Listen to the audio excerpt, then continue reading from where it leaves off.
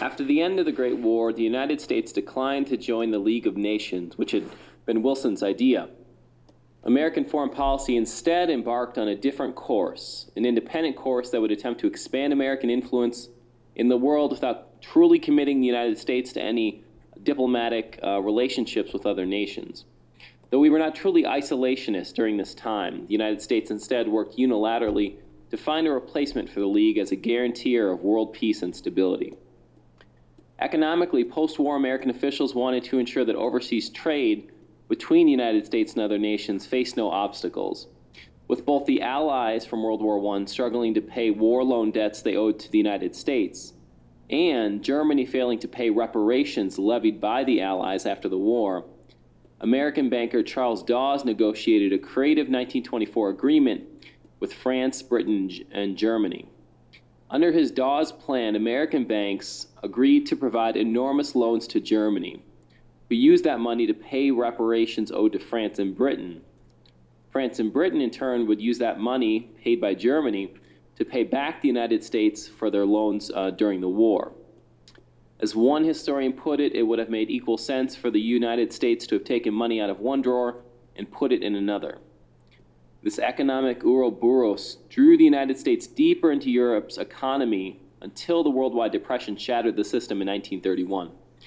During the same decade, American imperial investments in Latin American nations like Nicaragua and Panama increased exponentially.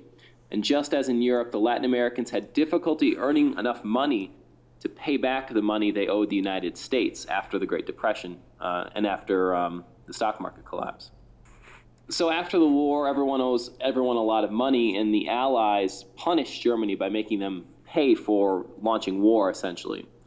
So by 1931, as everyone's struggling economically, after the Depression is kind of hit a global scale, nationalist forces in Europe and Japan responded to the global financial crisis by overthrowing existing political leaders, democratically for the most part, and replacing them and voting in powerful, belligerent governments committed to expansion. Herbert Hoover attempted to salve damage done in Latin America before he entered office. He went on a 10-day goodwill tour of Latin America before actually becoming president. And once there, he pledged to grant diplomatic recognition to any sitting government without questioning the means it had used to obtain power. He also repudiated the Roosevelt corollary when he refused to permit American intervention in Latin American nations that defaulted on their debt obligations to the United States. So Hoover makes a lot of effort to, despite the economic problems, to make sure that our relationships with Latin America are good or sound. In Europe, though, Hoover refused to cancel those war debts owed to the United States once the global financial crisis hit. Many economists were advising him to do so. As a result, several European nations promptly went into default. They couldn't pay all the money they owed those other countries, including the United States. The ominous rise of Benito Mussolini's fascist party in Italy and Adolf Hitler's National Socialist Party in Germany coincided with the failure of more moderate European governments to deal with their post-war economic problems, the problems that now haunted the former Central Powers that had gone to war in World War I. Hitler, who eventually became the leader of the Nazi Party, didn't start the party. He believed in the genetic superiority of the German people. And he also believed in extending German borders for what he called the German master race. He wanted a bigger country. He thought that would help them out economically. More immediately alarming to the Hoover administration was a major crisis in Asia. Japanese, dealing with their own economic depression, invaded Manchuria preemptively to keep it out of Soviet-Chinese control.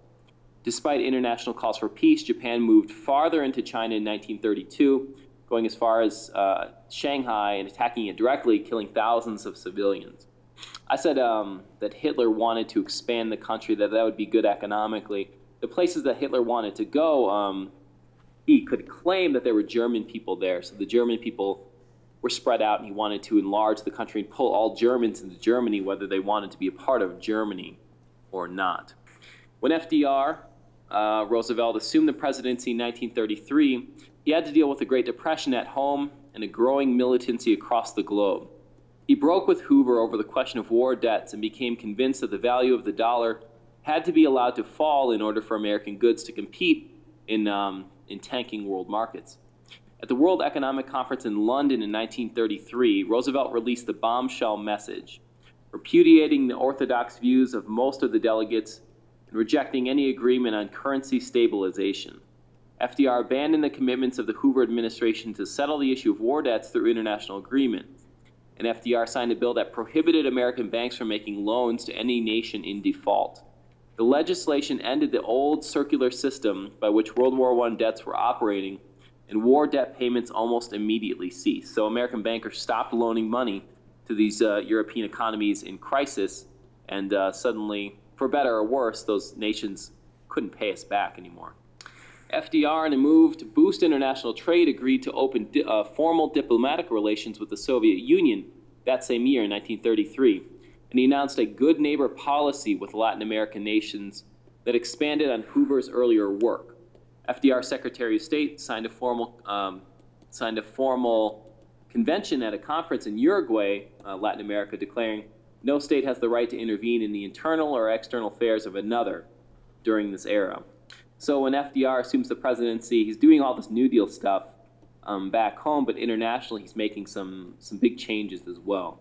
As the wheels came off the old post-war international system, the people of the United States supported a more insulated approach to international events and crises. That's that word isolationist I used earlier.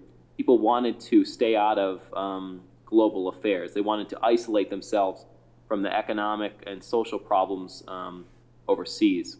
Support for this approach came from Wilsonian internationalists who had grown disillusioned with the League of Nations and its inability to stop the Japanese aggression in Asia that I'd mentioned earlier.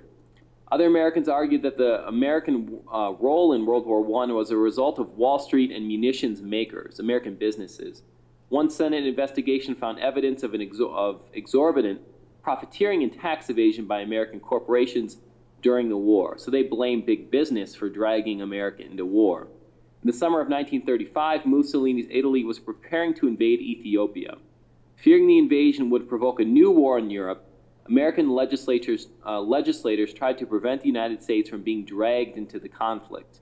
The Neutrality Act of 1935 established an arms embargo against both sides in any military conflict and warned American citizens from traveling on the ships of other warring nations. They did that with an eye on preventing the accidental martyrdom of American souls, as those on Lusitania, from triggering another American commitment to European conflict. So Congress, as Italy is clearly about to make a move to invade another country, Congress says, we're not going to take a side on this, we're going to pass a law. And not only are we not going to take a side, we're not going to sell anyone any guns, and we're going to warn Americans not to travel overseas. And so if they get caught up in the conflict, and if they're on a boat that gets sunk, too bad, we warn them. So American legislators are desperate to avoid getting dragged into another European war. That Neutrality Act also established a so-called cash and carry policy, and that policy prevented warring nations from purchasing or only allowed them to purchase non-military goods from the United States, and those nations could only buy those goods by paying cash. They couldn't do it on credit. And then they had to pick up the goods and then ship them themselves. So we would, for any nations at war, the only things we would sell them would be non-military goods, and we would not ship them. So the federal law prohibited businesses from really dealing with countries at war. The only group that really involved itself in European affairs was a group of young American men. They were members of that populist, that leftist Popular Front, who called themselves the Abraham Lincoln Brigade. And they got involved in the Spanish Civil War in 1936.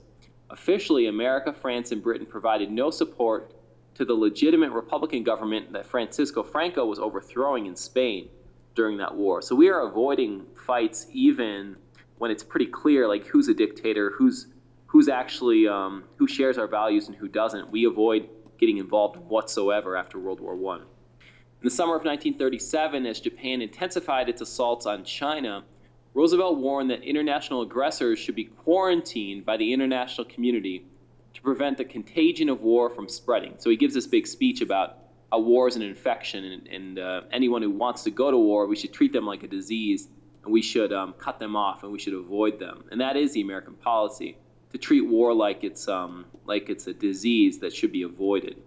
Americans hated the aggressive tone of that Roosevelt speech, and when an American gunboat in China called the Panay was purposefully attacked by the Japanese a few months later and sunk, American officials chose to overlook the attack. Japan said, "Oh, whoops, sorry, it was an accident," while sort of winking, and the United States said, "Okay, you're forgiven. We accept your apology because we don't want to get dragged into any Asian conflict." Now, when Hitler marched a revived German army into Austria in 1938 to try to expand the size of Germany, no nation opposed him. When Hitler threatened to annex a part of Czechoslovakia, Western governments were willing to pay almost any price to settle the crisis peacefully. So Hitler begins to march all over Europe and reclaim these parts that Germany had some claim to. They weren't officially part of Germany. Hitler said there's German people there. They used to be German. Let's expand this nation. And no one's really willing to stop him. The only thing we're willing to do is really pay him. The Munich Agreement, in which President Roosevelt and British Prime Minister Neville Chamberlain supported, was the most prominent element of a policy that became known as appeasement. So the idea is to appease Hitler so he'll kind of go away. The policy was a failure, and Hitler violated the agreement in the spring of 1939. And then, after signing a non-aggression pact with Stalin and the Soviet Union, Hitler launched a full-scale invasion of Poland that same fall, after signing these agreements saying, I'm done, all I've taken is this part of Czechoslovakia and Austria, I swear I'm done. He then invades Poland. Britain and France, who had pledged to support Poland should Hitler invade, because people knew that this was coming, declared full war on Germany 2 days later. So the people of Europe aren't nearly as isolationist as the United States. And they can't really afford to because they're in the line of attack from Hitler. Hitler can invade Britain. Hitler can't invade the United States. Roosevelt immediately promised America would remain neutral when France and Britain declared war on Germany. But both he and the majority of the American people favored Britain, France, and the other allied nations in the conflict. Early in the war, Roosevelt believed the United States should make weapons available to Allied armies to counter the massive military advantage the large German munitions industry gave Hitler. And Roosevelt asked Congress to revise those earlier isolationist laws to allow for more direct support. So we have all these rules in the book that say we're not going to support any nation at war. War is a disease. We need to cut it off and avoid it. So Roosevelt finds tricky ways to get around that. After Germany subdued Poland, the war in Europe settled into a long, uneasy calm. In the spring of 1940, though, Germany launched a massive blitzkrieg on the West, and that blitzkrieg is German for lightning war. So, mostly with planes and bombers, they attacked Denmark and Norway, and then they swept across the Netherlands and Belgium, and they finally went into France. In June, Mussolini's Italian forces invaded France from the south, and with Hitler attacking from the north, the entire country of France fell quickly under German control. American opinion shifted against the Germans, and Congress became much more willing to permit expanded American assistance to the Allies once France was occupied. President Roosevelt granted new Prime Minister Winston Churchill of Britain a huge supply of naval destroyers immediately after France fell. Still, isolationist forces in America, including a committee called the America First Committee, held sway with a segment of the Republican Party in the United States. And throughout 1940, the war debate in America was further complicated by another presidential campaign. So even after France falls, France, a good American ally, is now totally under Hitler's control. There are still forces in America that say, no way, we had a war in Europe. It led to all these economic problems. We loaned up all this money. We never got our money back. Even if it's the right thing to do, it doesn't matter. Like, it's not worth the investment. So for this 1940 campaign, President Roosevelt broke with tradition and accepted a drafted nomination from Democrats in 1944. He's been a president twice. No president has served a third term, and it's a little unsure if he's going to do it, but there's no law preventing him from doing so. There's just been this precedent set that a president doesn't serve more than 2 terms. So he doesn't declare his intentions. No one decides to run against him. At the last minute, he says, well, if you'll nominate me, I will be president again. Or at least I'll be the Democratic candidate again to run against the Republicans. The Republican candidate, an Indiana businessman named Wendell Willkie, he promised to stay out of war, but also promised to generously support the Allies. Though Wilkie managed much Republican enthusiasm, Roosevelt became the first three-term president in 1940. So Roosevelt is president now for a third term. In the last months of 1940, Roosevelt began to funnel weapons to England on a new Lend-Lease policy in order to avoid declaring formal war on Germany. So we bend that law by saying, we're not going to sell you guns, we're going to lend them to you if you promise to give them back. As German submarines attacked British transport ships carrying American supplies for the Allies, Roosevelt argued that the Western Atlantic was a neutral zone and was the responsibility of American nations to keep peaceful. By the summer of 1941, American ships were patrolling the ocean as far east as Iceland. Initially, Germany did little to challenge these unfriendly American actions. However, once Roosevelt persuaded Congress to extend those Lend-Lease privileges to the Soviets, whom Hitler had attacked on the Eastern Front in Europe, Nazi submarines began a concerted torpedo campaign against American vessels. So that's how we get our Navy involved. When American ships are shot at, we don't say, we're going to war with you, Germany. We say, hey, this has to be peaceful. We're going to put some American ships out there to maintain the peace on the water.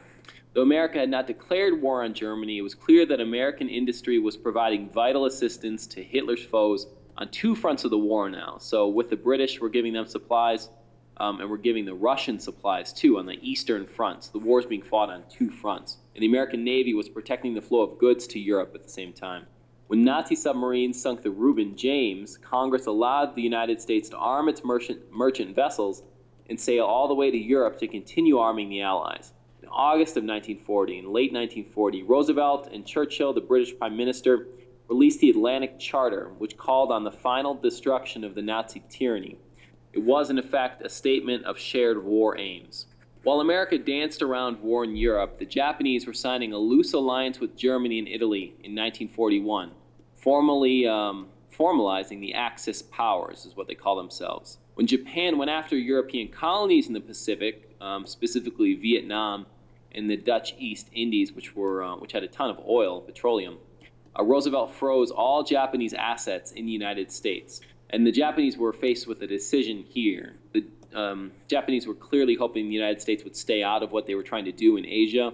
But when Roosevelt stopped sharing money, especially with the Japanese, and prevented American businesses from doing business with the Japanese could either stop or kind of also put America in the crosshairs. The State Department soon decoded messages and learned that the Japanese were planning an attack against the Allies. A combination of confusion and underestimation of the Japanese military caused the government to overlook the possibility that Japan intended a direct attack on American forces. We didn't think this was possible, even though economically we had frozen their assets and we'd stopped doing business with them. We didn't think it would lead to war with Japan. On Sunday, December 7th, 1941, two waves of Japanese bombers attacked the United States naval base at Pearl Harbor in Hawaii. Within 2 hours, the United States lost 8 battleships, 188 airplanes, and 2,400 soldiers and sailors. Only hours after the strike at Pearl Harbor, Japanese warplanes attacked American airfields in the Philippines, destroying much of America's remaining air power in the Pacific. So it's a total surprise. Relations with Japan weren't good, but we didn't think it would come to something like this. We didn't think this was possible at all. The raids unified the American people behind war. The next day, Congress authorized war against Japan, specifically not Germany. 3 days later, Germany and Italy declared war on the United States, and Congress reciprocated that same day without a single dissenting vote. So everyone agreed to go to war against all three of those countries, Japan, Germany, and Italy. The greatest and most terrible conflict in human history had begun.